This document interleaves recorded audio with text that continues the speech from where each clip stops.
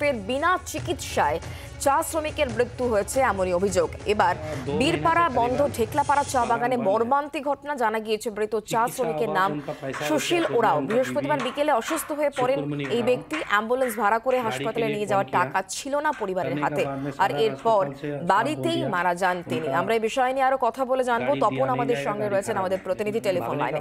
তপন, পুরো বিষয়টা জানবো, ঠিক কি হয়েছে, কি অভিযোগ? দেখো শুক্লা, যে এই বন্ধ চা বাগান দীর্ঘদিন ধরে ডুয়ার্সের এই ঢেকলাপাড়া চা বাগান বন্ধ ছিল। গত পঞ্চায়েত নির্বাচনের আগে এই চা বাগানটি শিলিগুড়ির একজন চা ব্যবসায়ীর হাতে হস্তান্তরিত করা হয়, কিন্তু আইনি জটিলতার জন্য গত 2 মাস ধরে কিন্তু এই চা বাগানের যে সমস্ত শ্রমিকরা রয়েছে, যা সামান্য কিছু টাকা পেত সেই টাকাটুকু কিন্তু তাদেরকে আর দেওয়া হচ্ছে না। ফলে একদিকে যেমন তারা কাজ পেয়েছিল, তাদের কাজ দেওয়ার পরে তারা সামান্য কিছু টাকা পেত, 2 মাস ধরে সেই টাকাটাও বন্ধ রয়েছে। এইদিকে সরকারি যে সাহায্য ফাউলি পেত 1,500 টাকা করে, তারা যে ফাউলি পেত, সেই ফাউলিটা যেহেতু বাগান খুলে গেছে বলে সরকারি কাগজপত্র দেখানো হয়েছে, তার জন্য ফাউলিটাও সরকারিভাবে বন্ধ রয়েছে। ফলে উভয় দিক থেকে কিন্তু এই চা বাগানের শ্রমিকরা কিন্তু বিপদে পড়েছে। ফলে এই শ্রমিক কিন্তু গত বৃহস্পতিবার যখন অসুস্থ হয়ে পড়ে সুশীল ওরাও, তখন কিন্তু বারংবার তাদের পরিবারের অভিযোগ, বারংবার তারা বীরপাড়া স্টেট জেনারেল হাসপাতালের সুপার কৌশিক ঘড়াইকে ফোন করেছিল। কিন্তু কৌশিক ঘড়াই আজকে আমাদের টেলিফোনে জানিয়েছেন যে তারা ফোন করেছিল বটে, তারা যেহেতু এই বীরপাড়া স্টেট জেনারেল হাসপাতালের যে অ্যাম্বুলেন্সটি আছে সেই অ্যাম্বুলেন্সটি অকেজো হয়ে পড়ে রয়েছে, তাই তাদেরকে সেই অ্যাম্বুলেন্স পাঠাতে পারেনি। তাদেরকে বলেছিল আপনারা গাড়ি ভাড়া করে নিয়ে আসুন, সেই টাকা তাদেরকে দিয়ে দেওয়া হবে। তুমি আমাদের সঙ্গে থাকো। যখন পরিবারের তরফ থেকে বারবার বীরপাড়া স্টেট জেনারেল হাসপাতালের সুপারকে ফোন করা হয়, ঠিক কি বলেছেন সুপার, কি তার বক্তব্য একবার শোনাবো, তারপর তপন তোমার কাছে আবার আসছে।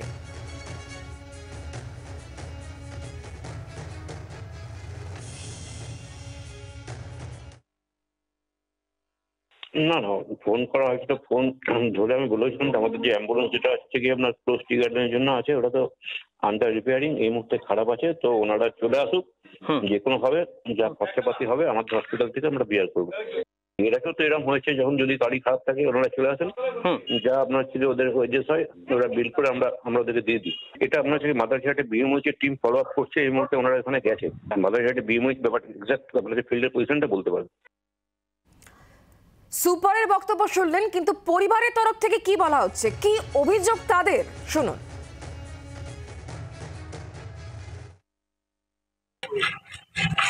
सुशील उराव क्या लगता था हमारा भाई? क्या कारण से उसका देहांत हो गया? प्रेशर जैसे था। प्रेशर हो गया था। उनको अस्पताल नहीं ले गए? अस्पताल ले जाने के जोगाजोग किया गाड़ी के लिए, तो गाड़ी खराब है बोल के बोला हूँ। अच्छा, तो वहाँ से गाड़ी नहीं मिला? नहीं मिला गाड़ी। कितना बजे करीबन ऐसे हुआ? जैसे 3 बजे जैसे। 3 बजे जैसे? गाड़ी मिलने से बाज भी सकता। अच्छा, यहाँ पे लोकल में गाड़ी उड़ी आपको नहीं मिला? लोकल में गाड़ी नहीं मिला, लोकल में ले जाने से पैसा लगता था। अच्छा, आप यहाँ काम करके तलब कर नहीं मिला है। अच्छा, बागान में? हाँ, बागान में। ये बागान का वर्कर था? वर्कर था। अच्छा, मैंने कितना महीना हो गया बागान का पेमेंट नहीं मिला है? सोचिए 2 महीना। 2 महीना हो गया। मालिक भाग गया? मालिक भाग गया।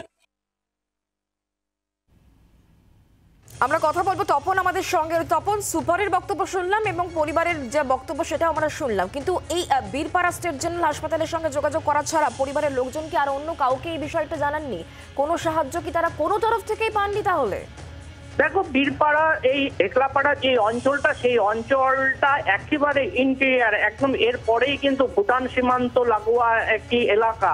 ফলে এই চা বাগান দীর্ঘদিন ধরে বন্ধ থাকার ফলে কিন্তু এই চা বাগানের সিংহভাগ মানুষই কিন্তু বাইরের কাজে বেরিয়েছিল। যে কয়েকজন আছে তারা কিন্তু সেইভাবে আর্থিকভাবে স্বাচ্ছন্দ্য নয়। তোমাকে আমি আগেই বললাম যে এই চা বাগানটি যেহেতু 2 মাস থেকে সরকারিভাবে পঞ্চায়েত নির্বাচনের আগে খুলে দেওয়া হয়েছিল, তারপরে 2 মাস থেকে তারা বেতন পাচ্ছেন না।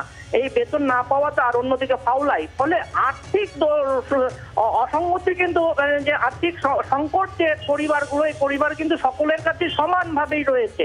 ফলে যে কেউ তাকে সাহায্যের হাত আগিয়ে দেবে এরকম পরিস্থিতি কিন্তু এই এলাকার মানুষের মধ্যে নেই। কিন্তু তার পরিবারের লোকরা কিন্তু একবারেই বলছে যে তাদেরকে তাদের যে আর্থিক সঙ্গতি নেই বীরপাড়া পর্যন্ত, যে ঢেকলাপাড়া থেকে বীরপাড়া পর্যন্ত নিয়ে আসার বা অন্য কোনো গাড়ি বীরপাড়া থেকে ভাড়া করে নিয়ে যাওয়ার মতো সেই রকম আর্থিক পরিস্থিতি নেই।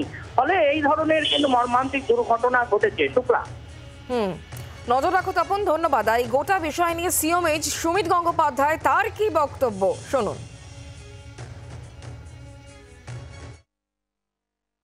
আমি তো এখন ছুটিতে আছি, আমার একটু শরীরটা খারাপ আছে।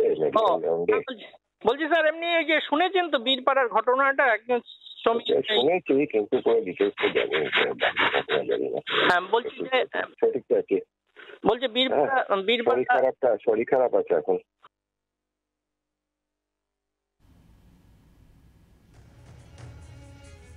রাজ্যের বিরোধী দলনেতা শুভেন্দু অধিকারী তিনি এই বিষয় নিয়ে কি বলেছেন শুনুন। মুখ্যমন্ত্রীর কথা কে শোনে? মুখ্যমন্ত্রীর কথা কেউ শোনে না। কালিয়াগঞ্জ ভারত সেবাশ্রম সংঘকে আমি সববাহী গাড়ি তাদের ব্যবস্থা করে দিয়েছি, যাতে উত্তরবঙ্গের এই প্রান্তিক মানুষগুলোর এই দুর্দশা না হয়।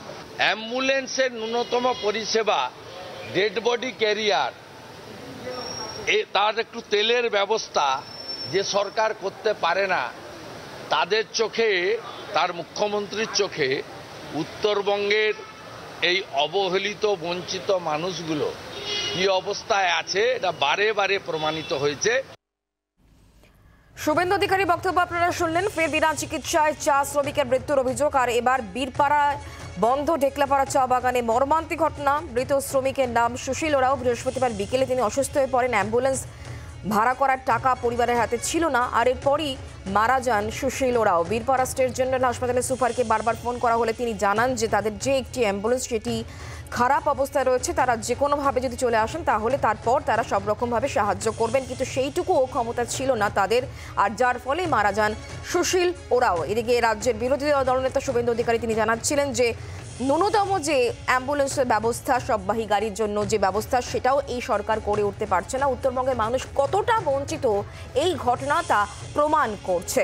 আমরা কথা বলবো তৃণমূল কংগ্রেস নেতা দেবাংশু ভট্টাচার্য এই মুহূর্তে আমাদের সঙ্গে রয়েছেন টেলিফোন লাইনে। দেবাংশু, ফের বিনা চিকিৎসায় এক চা শ্রমিকের মৃত্যু হয়েছে, যেখানে অভিযোগ এটাও উঠে আসছে যে বীরপাড়া স্টেট জেনারেল হাসপাতালের সুপারকে বারবার ফোন করা হয় এবং তিনি বলেন যে তাদের একটাই অ্যাম্বুলেন্স, সেটি খারাপ, এবং সে কারণে বাড়িতে থেকেই ওই ব্যক্তি সুশীল ওরাও তার মৃত্যু হলো।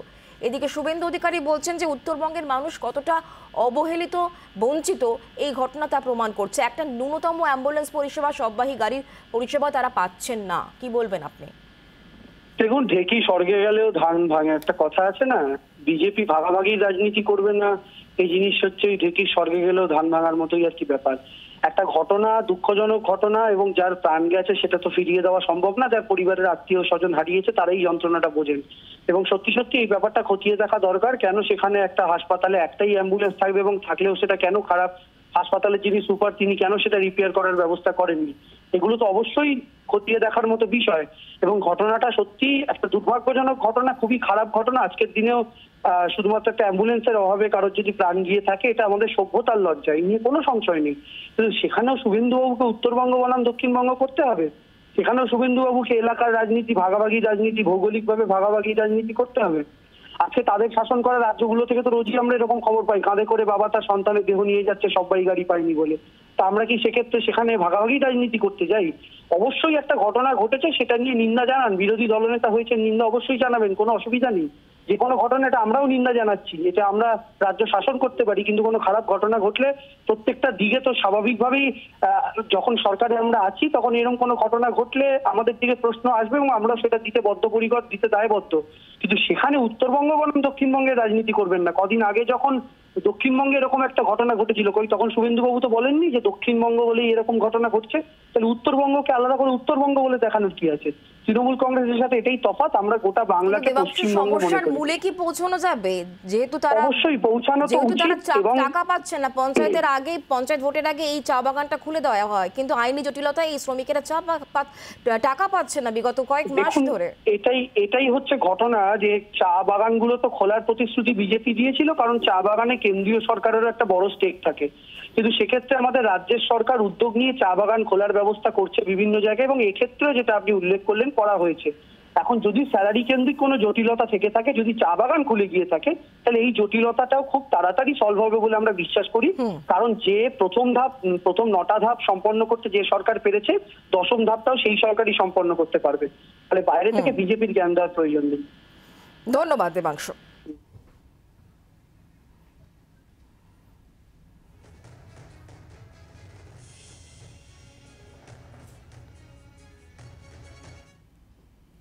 দাদা, টাকার অভাবে সরকারি যে অ্যাম্বুলেন্স সেটা পেলো না এবং যেতে পারেনি, সেজন্য একজন চা শ্রমিক মারা গেছে আলিপুরদুয়ারে। মুখ্যমন্ত্রী তো চা বাগানগুলোতে গিয়ে জোর করে চা তুললেন, হ্যাঁ, বিভিন্ন সব প্রকল্প। এর আগে নাকি চা সুন্দরী বলে কি একটা প্রকল্প ঘোষণা করেছিল, সেটা ফ্লপ হলো।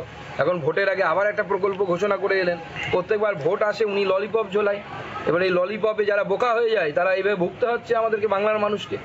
বাংলার মানুষ যদি ললিপপ থেকে না বেরোতে পারে তাহলে মানুষকে ভুগতে হবে। বাংলার আওয়াজ, বাঙালির আবেগ, জি 24 ঘন্টা।